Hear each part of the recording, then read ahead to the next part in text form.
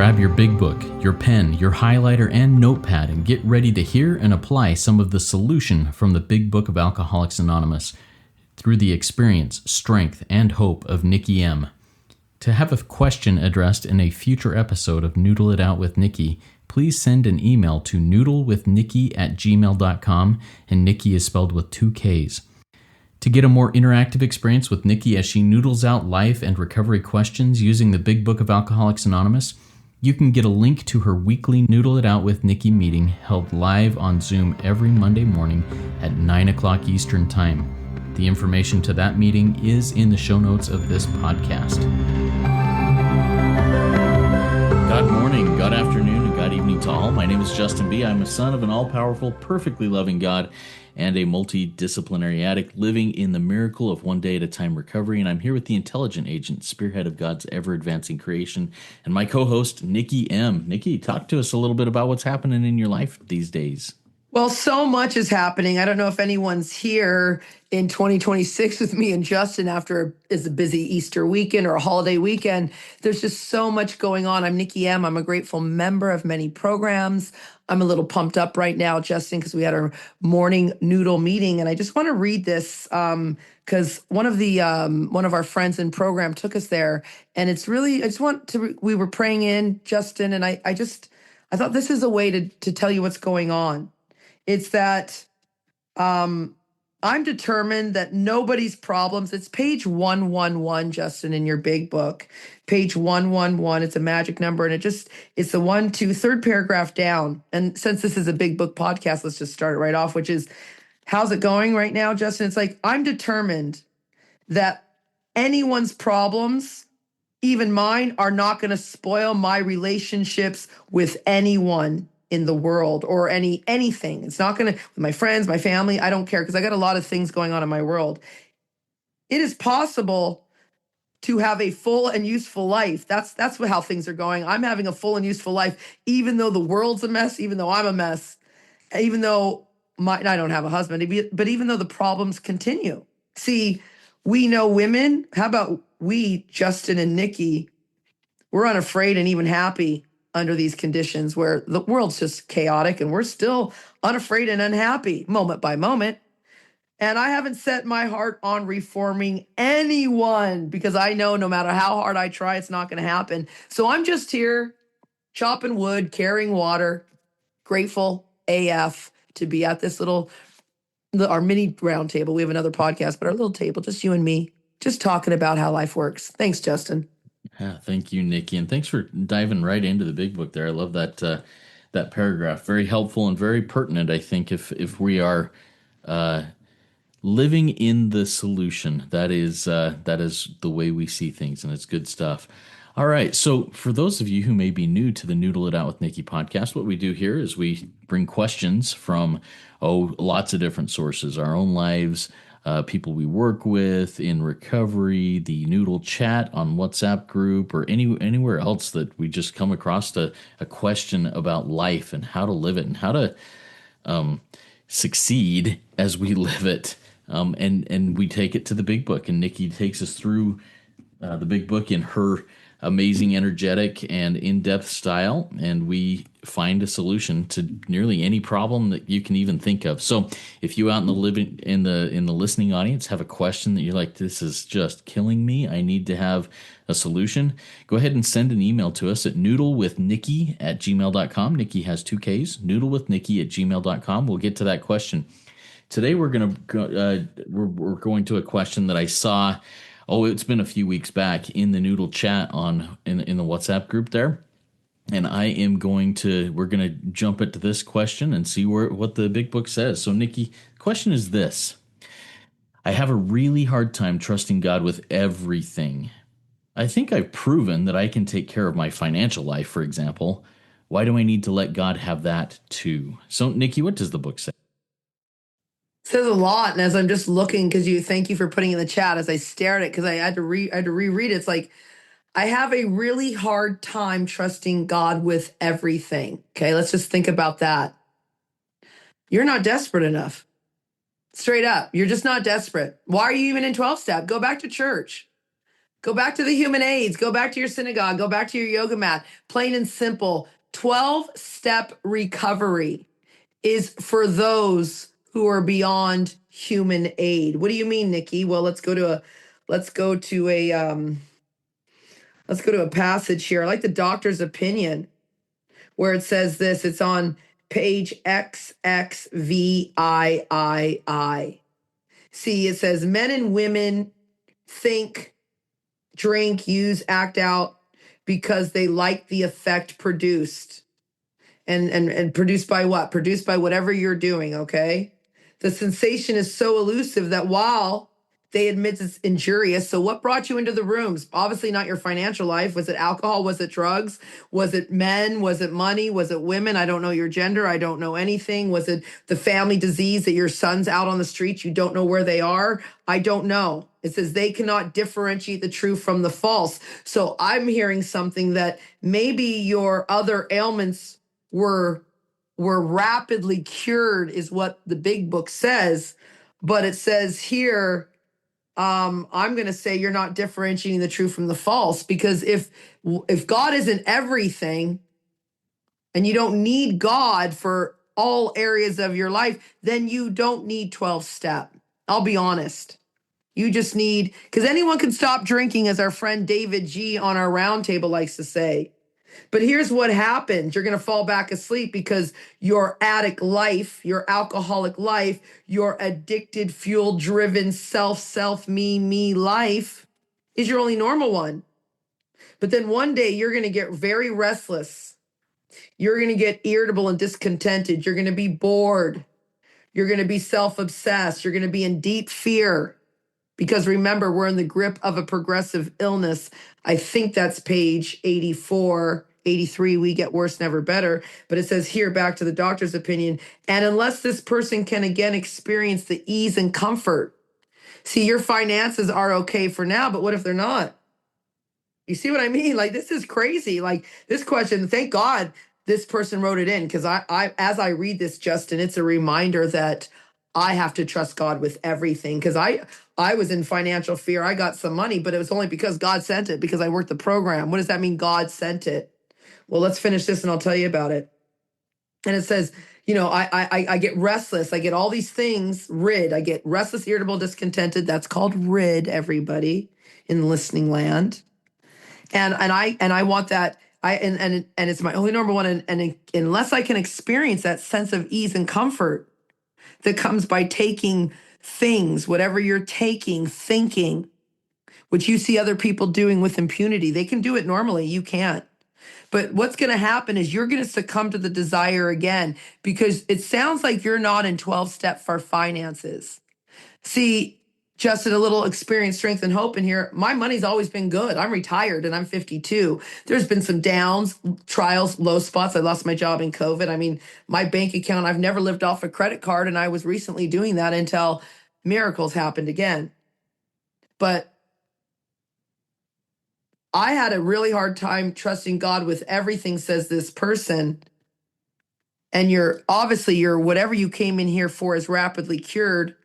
You're not reading your big book, which says there are certain trials and low spots ahead. So let me finish this paragraph and I'll have you come in, because this is kind of an interesting thing, isn't it, Justin? It's like, and then the phenomena craving comes in, or how about someone dies? How about another pandemic happens? How about you lose your job, my friend, like I did? I had a secured union government job. Justin, I literally could not be fired, and I should have been fired because I was a union shop steward. I was in a union. I was sleeping with my coworker. It was a mess. I'm a sex and love addict, all these things, and they couldn't fire either of us. You understand? So I never thought I'd not have a job. I'm unemployable now. I could get a job, but I'm too weird. I can't go back into that world. That's why you and we work for God, Justin. So here it is. And then we pass through the well-known stages of a spree. This is repeated over and over again, and go deeper on that one. Not immediately. This is repeated over and over again. Justin stops doing the do's. I stop doing the do's. We fall slightly back asleep in our life. We start eating resentments. We start getting strange into the worship of other things. And we haven't had a psychic change, a daily psychic change, we're in deep trouble, Justin.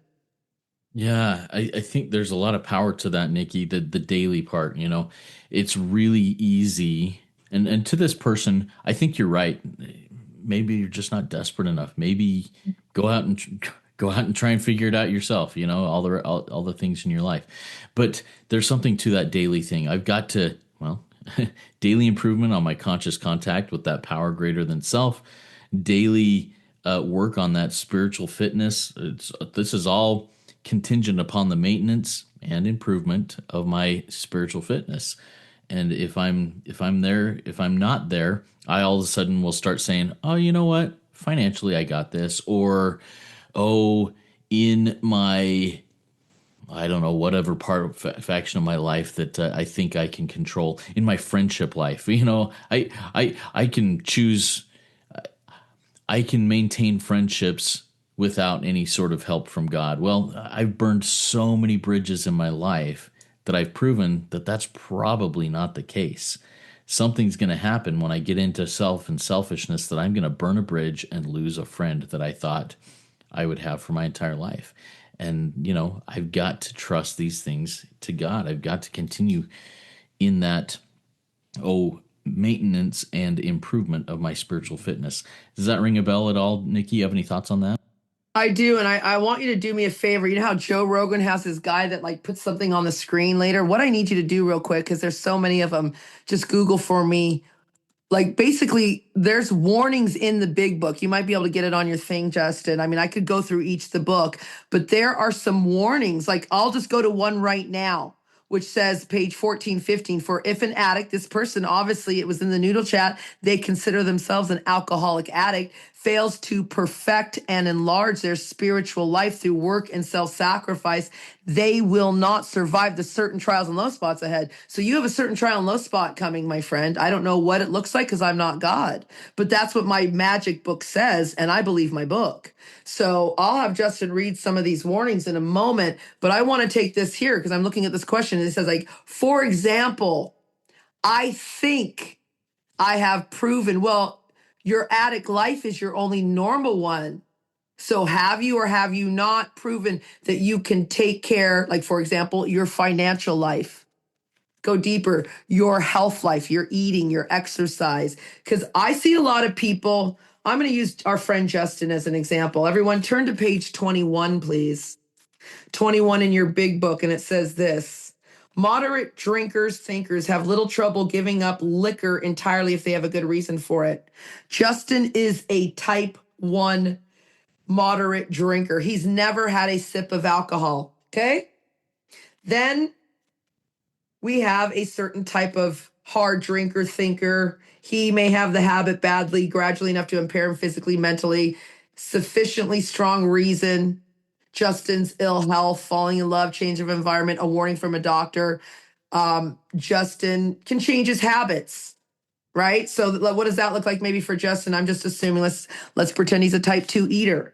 For sufficient reason, honey, come on, we got the grandkids. We got to live and get healthy. Can you stop eating the sugar? Justin will stop. Warning from the doctor, high blood pressure. Justin will stop his type 2 food addiction, okay? Now, what about the real alcoholic addict? Justin started out, but go deeper. Justin's primary addiction, let's say it's the people addiction, whatever that looks like. Justin can tell his own story. Thank you for letting me use you as an example. Justin is at some stage of his career, he begins to lose all control of whatever consumption once he starts to act out. Okay, so now Justin's a type 1 drinker, take it or leave it. Type 2 food addict. Type 3 people addict, okay?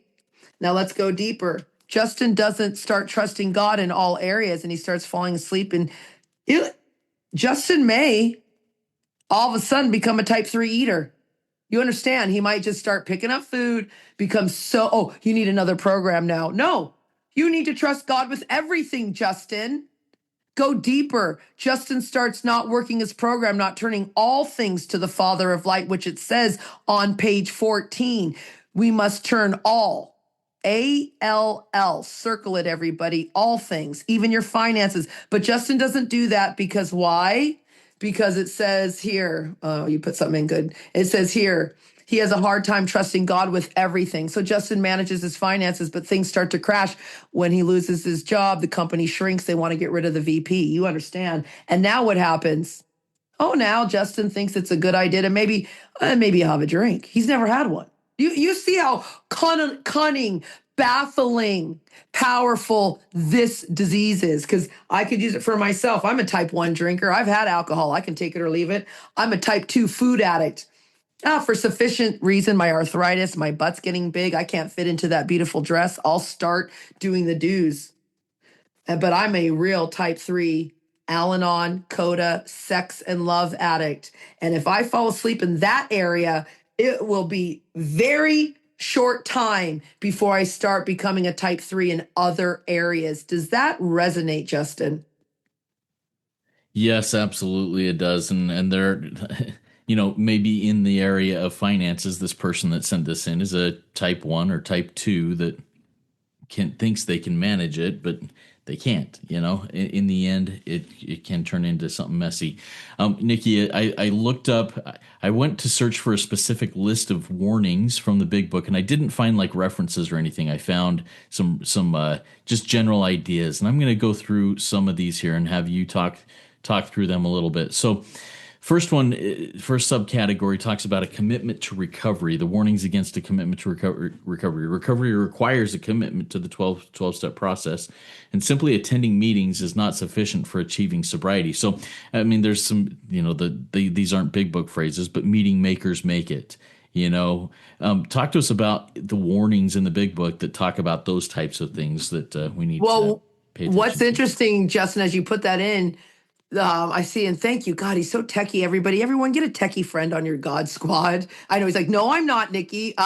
When I only have my phone, and I thank God for you, because I would never have this beautiful podcast that helps so many. Here it is. It says, I love this. Warnings in the big book of Alcoholics Anonymous understanding. Many alcoholics, addicts may not comprehend the severity of their condition. So that's the problem here, I think, is I just read that, because it's like, I'm not sure your sponsor took you through a thorough step 1.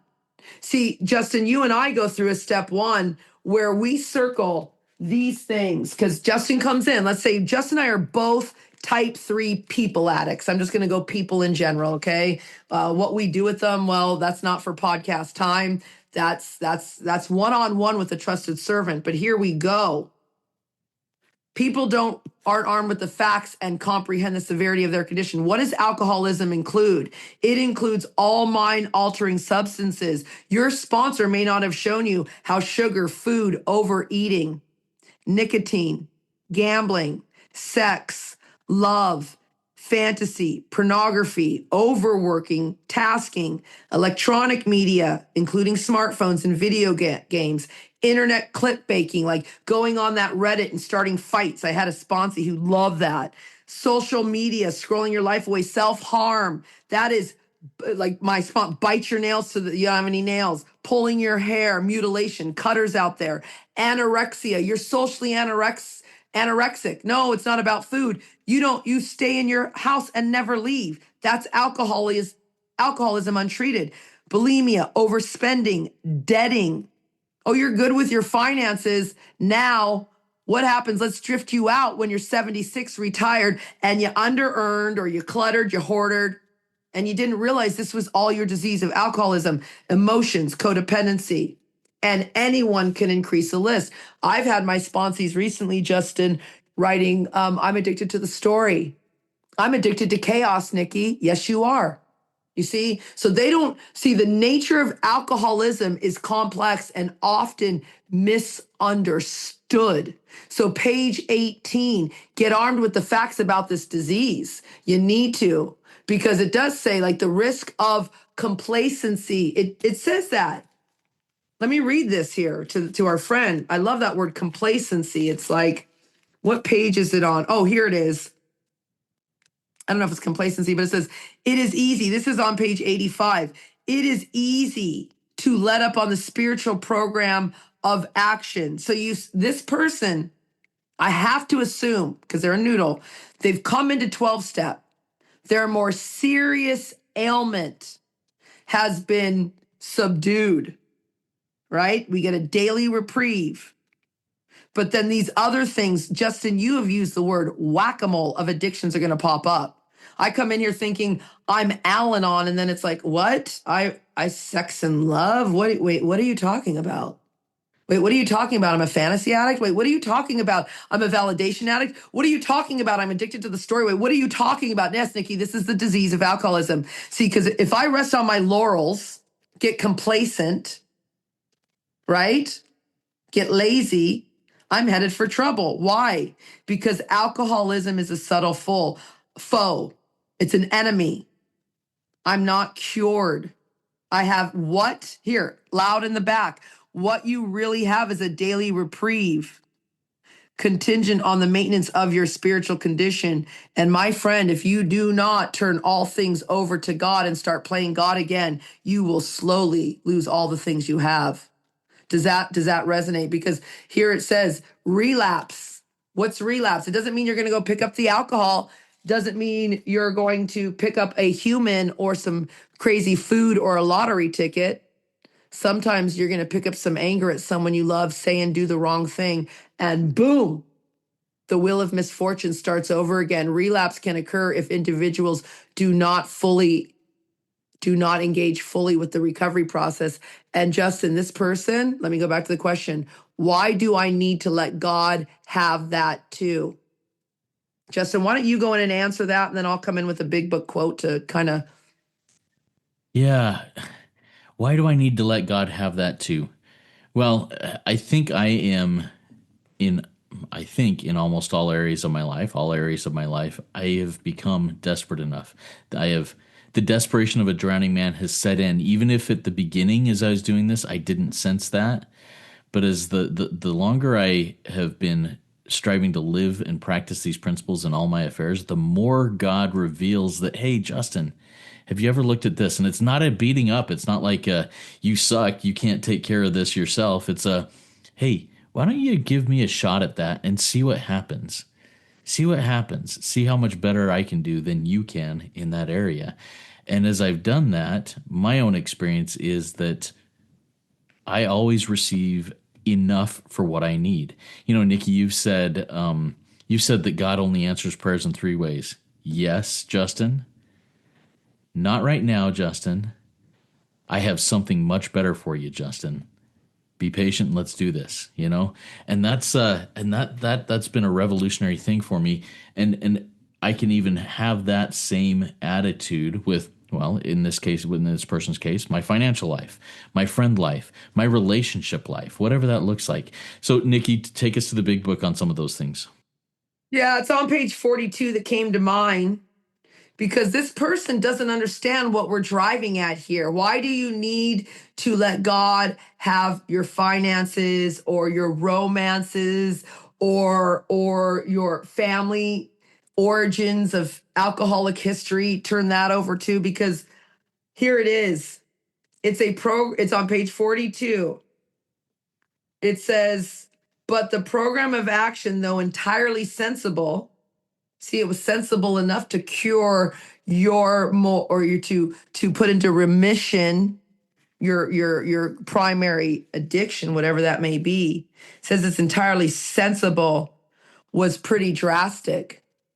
See, that's a key word. It's drastic, and you're not drastic. So I've been here a while. We know what happens to people who don't take this program of action drastically.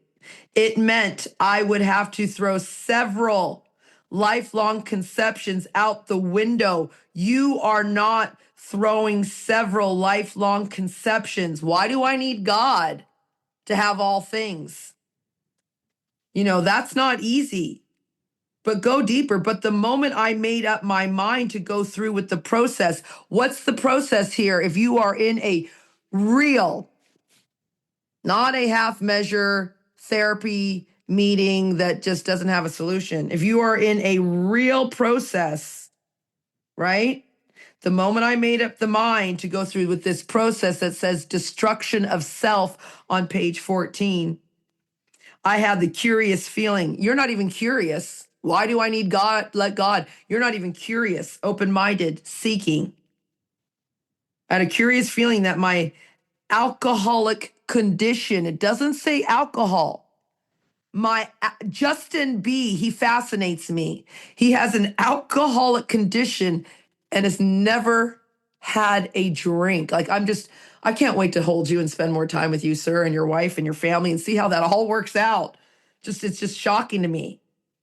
And was relieved as in fact proved to be. Because here it is. This is the sentence I'm getting to.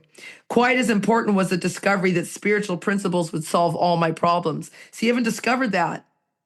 I think you need more suffering.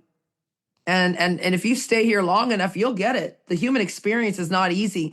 Everyone is thinking, Justin, there's a big movement that the spiritual experience and awakening is supposed to be candles and sound baths and back rubs and chanting and little scripture pump me up and with Joyce Meyer, and I'll go home and I'll be okay for the week. You and I know this is not what this is about. And that's why many pursue the gates of insanity or death.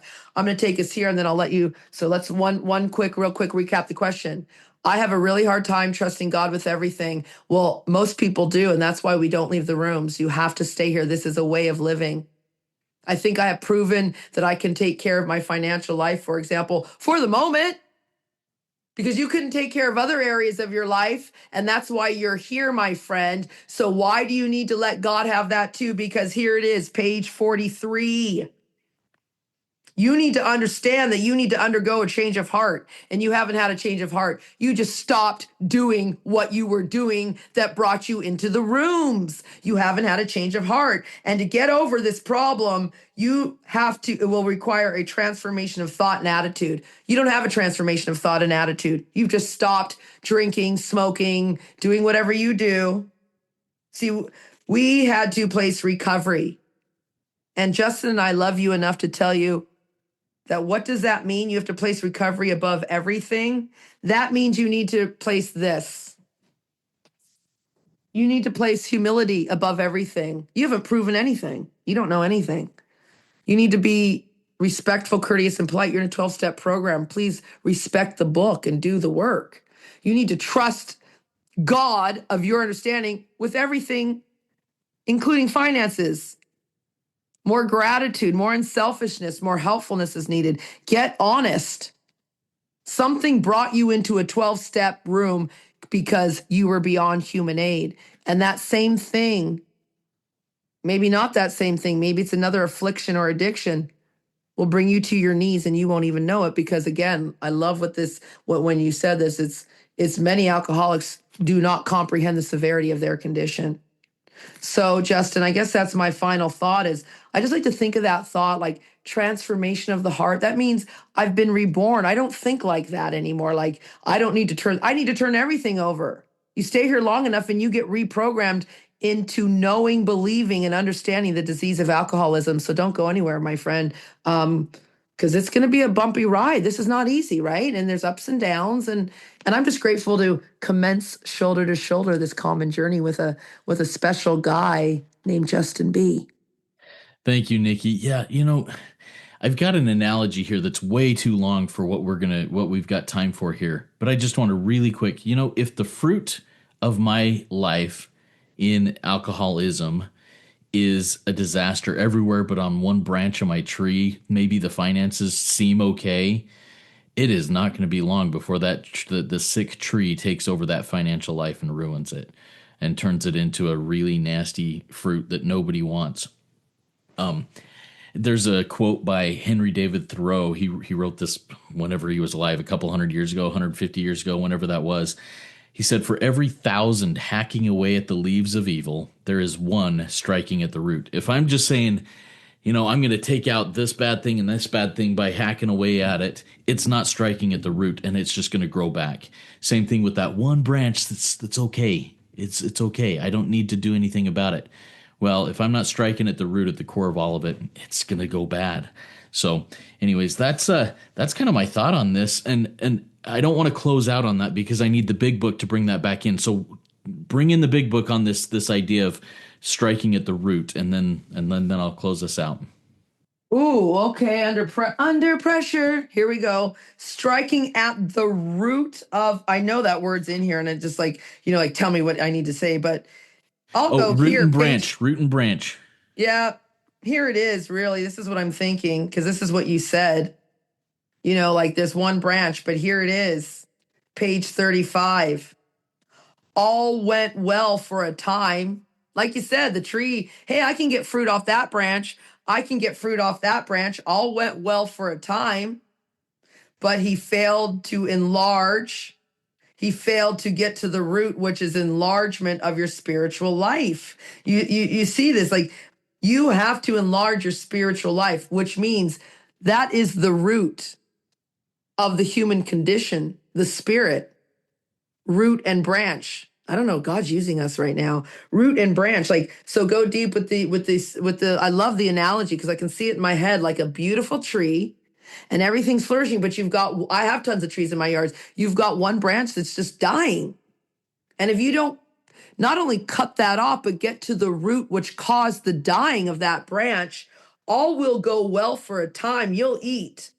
But then eventually that disease will permeate to everywhere else and you will fail to enlarge your spiritual life. And sadly, you will die. And if you're not 6 feet under, you're just the walking dead. And we've all know what that's like because that's blotting out your consciousness. So you have two choices. Page 25, you can blot out your consciousness with different things because eventually the finances will fail off on the rotting tree. Or you can just live here and accept spiritual help. So what a great day to be alive at this table with you. Thank you, Mr. B.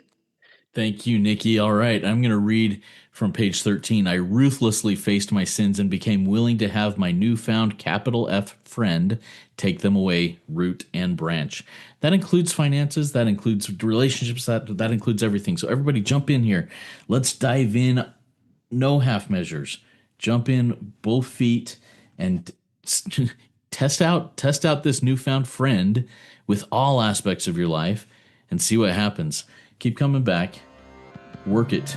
You are worth it.